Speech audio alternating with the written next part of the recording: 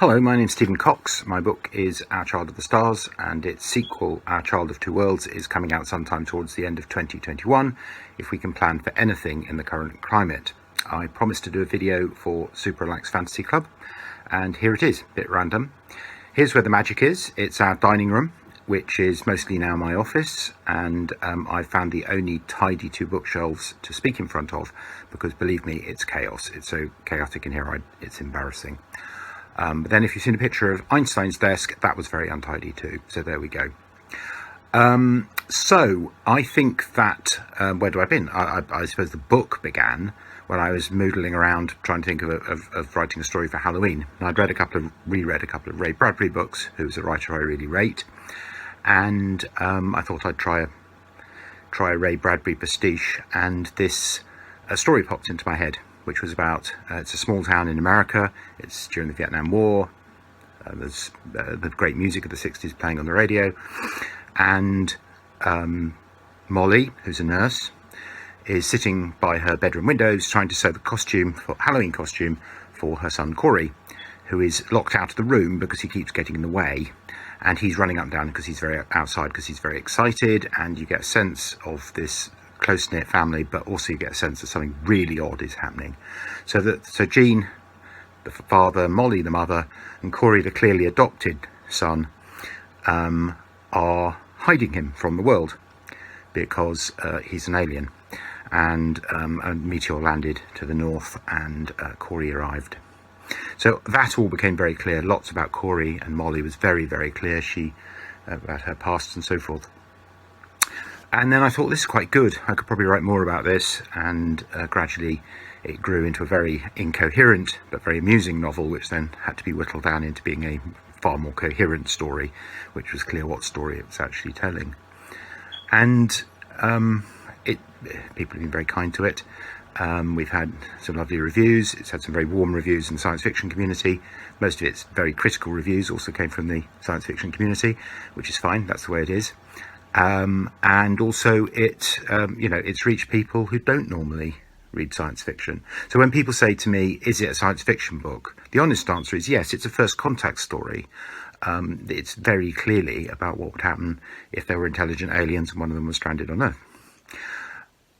It's also a story about a couple who take in an orphan who's different and have to fight tooth and nail to keep him safe. And that is a very universal story. If you actually look in the Greek myths, heroes quite often pitch up in a box or a rush basket, or have to be read by a shepherd to avoid the wrath of the gods or something. So it's a really iconic mythical story. And of course, the outsider coming to criticise our society is something that's quite obvious. Somebody who comes bright-eyed and innocent, Candide is the obvious example. Keeps running into things and saying, well, can this cruelty and stupidity that humans do really be the only way of doing it? So it's one of the things I like about science fiction, is it holds up a particularly magic type of mirror that allows you to talk about the real world and current issues. The book's set in the past. I mean, the music of the 60s and the 70s is kind of a character. It's a very slightly mythologized 60s, but it's very real about the very bitter issues that were then and are now playing out. I mean, if you write in the 1960s, you have to talk about race, you have to talk about the rising gender consciousness, you have to talk about war and imperialism and lying in politics, and you write a novel about that, and you find you've written about now, and how many of the things that went up, big explosions that were lit in the 60s, are still going off, and some people are trying to put the things that were liberated back in the box again. I don't think I mentioned, but I should have mentioned, that it's set in America. And for me, America's always had this slightly mythical quality, because I was brought back to this country. My parents were English. They were working in Harvard. They came back with me aged 14 months. So America is some sort of great thing, really. So I'm rambling on a bit. So what else do I need to talk about? I mean, it is science fiction. Science fiction is a very broad thing. People like to argue about the boundaries of it a lot. It's a bit futile. H.G. Wells wrote stuff that was not an attempt to scientifically extrapolate something reasonably likely. He was doing it to tell a story and make a point. He's very clear about that.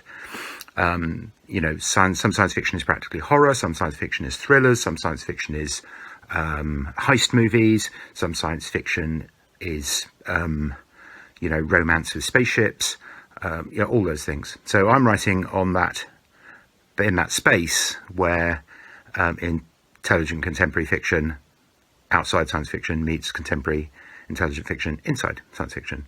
Or somebody described it, science fiction with feels, which I thought was quite good. That's not to say that people who write about space operas are writing with unrealistic characters or anything. So I think I'm rambling. Perhaps I ought to read a bit from the book. Now, which I carefully haven't isolated, because I'm just going to decide I will read chapter 4, because that's what I read to a science fiction audience. It's Meteor Day. It's when, set before the start of the book, the chapter 1, then it goes back, takes you through Jean and Molly's marriage, so you know what an extraordinary couple they are, and then things get blown up. Things have been very, very bad between Jean and Molly, but they're getting very slightly better. No one in Amber County would ever forget that cold spring day, clear but with cloud due from the north. Everyone had their Meteor Day story, but Molly believed hers was the strangest of all. She ate an afternoon breakfast in the kitchen. When Jean left that morning, without waking her, he had left a children's book on the kitchen table about a talking walrus. He'd added a note with a badly drawn lady walrus that had made her laugh. She smiled at the memory of how they'd made love on Sunday, gentle forgiveness. Then she went outside to fix the porch light. She'd been asking Jean to do it for weeks. Now she wanted it done. It was a day, an hour, a minute like any other. Then in a heartbeat, the light changed behind her. Molly glanced up and saw the meteor rip apart the sky like a flaming sword. Of course she had no idea what it was. This strange blazing moon falling to the north, trailing fire and smoke and smaller fragments across the blue. I'm going to die. Her heart went wild and the light bulb dropped from her fingers to shatter on the porch. It's the end of the world. They've gone crazy and launched the bomb. It's the end for everyone. A few moments later, noise slammed into her and the sky became thunder. She fell to her knees. Then came the impact and the world shook like a bucking horse. Molly grabbed the porch pillar and held on. A second roar, a second gale. She should have taken cover, stupid not to. She should have covered her face so as not to be blinded. But the sheer impossibility of whatever it was had stopped her thinking. Her head ringing from the noise, she tasted blood. A giant tree, a black smoke, arose in the north. Whatever it must have been must have missed the town, but she had to check. She ran up the road past those few houses before the road dipped down and she could look out across a picture postcard view of Amber Grove. Yes, the big strike was north, but smaller things like half a dozen comets had struck right in the guts of the town. Now plumes of smoke were rising from somewhere on the green, near Jean's library. Her skin crawled. A siren wailed. Molly ran back inside, dialed the library, and hung onto the phone. It rang and rang for 10 minutes or more, but she didn't give up, even as she wondered if she should drive in to look for Jean, or to report to the hospital. She's a nurse, by the way. There'd been the chaos of the derailment when she was in high school. She'd been a volunteer in the hospital, a candy striper. The memory told her the hospital would need everyone they could get, but first aid would be needed in the middle of town too. If that was the bomb, fallout was coming. Man's towering achievement was invisible poison in the air to destroy children yet unborn. Perhaps she should hide away. At last, a young woman's voice buzzed down the telephone. Library? It was the new assistant, Evie. Emmy, it's Molly Myers. Where's Jean? Is he hurt?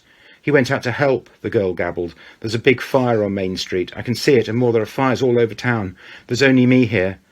Listen, I need you to get him a message, okay? Tell him not to be stupid. Let the damn place burn down. But people are hurt, the girl said, suddenly showing a hint of backbone, and they need to stop the fire spreading. Molly breathed. Of course Jean wouldn't stop, not if anyone was in danger, and anyway, how could she argue with him third hand? Tell him I'm going to the hospital. Tell him I love him, will you, and don't take any risks. I'm scared, the woman said. Evelyn. Here's the secret. Molly tried to keep her voice calm. We're all scared. Breathe. Take one step at a time. You're doing a good job. She felt good saying that. Almost as soon as she hung up, the phone rang. Nurse Myers, are you coming in? On my way. She grabbed her first aid kit and a clean uniform. It always reassured patients, knowing who was who. She slammed the car door, gunned the engine, and took the back roads, skirting the town. To the north, that vast threatening column of smoke hung like their own volcano, or a spreading black funeral tree. The impact site must be in the woods where Jean took her walking, near 2 Mile Lake. Horns honked and sirens wailed, an angry chorus of metal voices. Jean will be all right, she told herself. Jean won't take any risks. So here are some questions that I get asked at readings and so on, and you might be interested in the answers. Other writers might say different things. I was asked if I had always wanted to be a writer, and I've always been enormously into books and stories and the sort of that inner life and so on. I told myself stories when I was a kid before I could read and write. And so in that sense, being a writer has always been something that I thought would be lovely, and it would be the perfect job, which is naive, but there you go. But there's I certainly enjoyed the creative process. School largely drove that creative process out. In secondary school we were told not to write fiction and so forth, but nevertheless it was always something I wanted to do. But I didn't do very much about it. I mean, I was sort of a couple of times thought about writing a novel for a week or so, and then was so balked by the size of it I didn't do it. Then I had a sabbatical, and 2 or 3 years beforehand I'd read quite a lot of books on writing, on literature, on things you might need to know if you were going to be a writer. And I just sat down and wrote something, which was a lot of fun. I had all sorts of problems with it, including being a satire that's been overtaken by real world events. But it was entertaining. I enjoyed it. I enjoyed making the characters and making the plot work and so forth. And that book's never going to see the light of day, I guess. I'm not particularly keen that it should. But it did encourage me to write Our Child of the Stars, which I knew right from the beginning would be a better book, and possibly even a successful book. So the first thing I want to say is, if you want to be a writer and you're writing, you are a writer. The second thing is that, so an aspiring writer is somebody who hasn't started to write yet. The second thing is that it doesn't mean you have to give up absolutely everything else in your life, like your relationships and your social life and so forth. But if you're serious about writing, you do have to sort of knuckle down. There are periods where you're editing or where the book's not working very well, where you do have to say, I need to do this, rather than have a weekend of doing nothing. And so it does require you to stick with it, and tenacity is as important as talent, if not more so. I think that you sometimes hear people say, yeah, no, I'll do it when I have time. And some people do have very complicated lives with lots else on. Lots of writers have very complicated lives with lots else on. And if it's always 7th in your list of priorities, it's not likely to get anywhere. I don't want to put people off. I think the thing to do is to start writing short stories, dialogues, plays, novel chapters, whatever, and get a sense of how words work.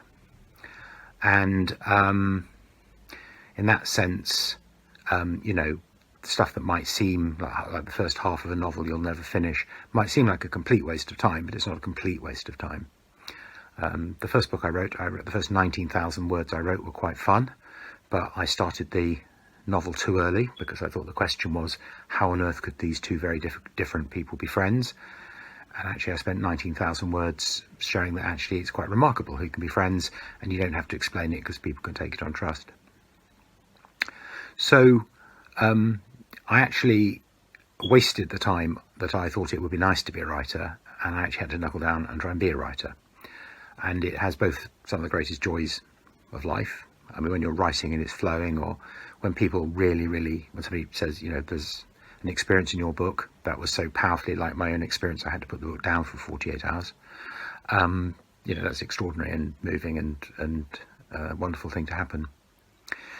I'm also going to put a tin hat on and answer a question I've been asked twice by women, and that is, what special research do you have to do as a man to write a woman? And all the women have just rolled their eyes about this. So I hope that they're not too annoyed by my answer, which is by my age, if you need research to know how to write a woman, then there's probably not much hope for you. I think that what you have to do is start off from the position that a book that doesn't have female characters in it prominent female characters, important female characters in it, is not really a very interesting book. It's certainly not one I'd be interested in reading.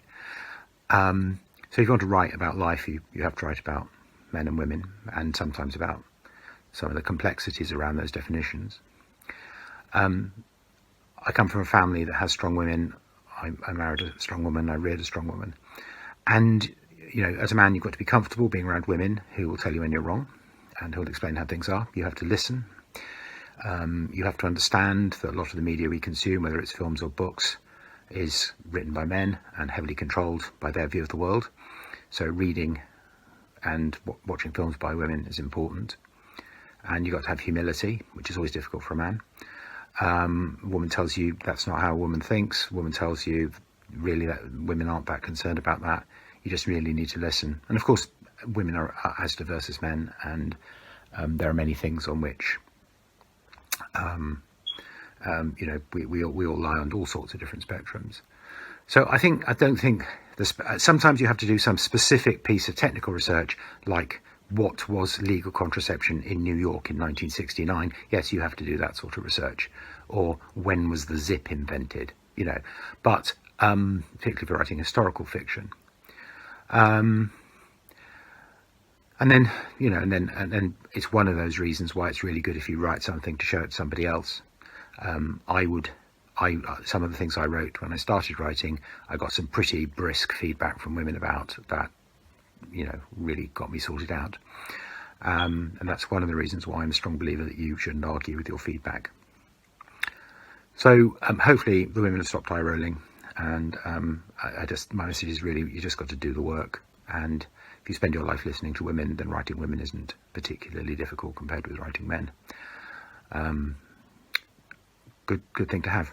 So I hope that's all interesting. I'm easily findable. My website is www.stephencox.co.uk, Stephen with a PH, and my Twitter handle is @StephenWHQ, Stephen with a PH, WHQ. Always happy to hear from people. My book is Our Child of the Stars, and Our Child of Two Worlds will be out at the end of 2021. Thank you.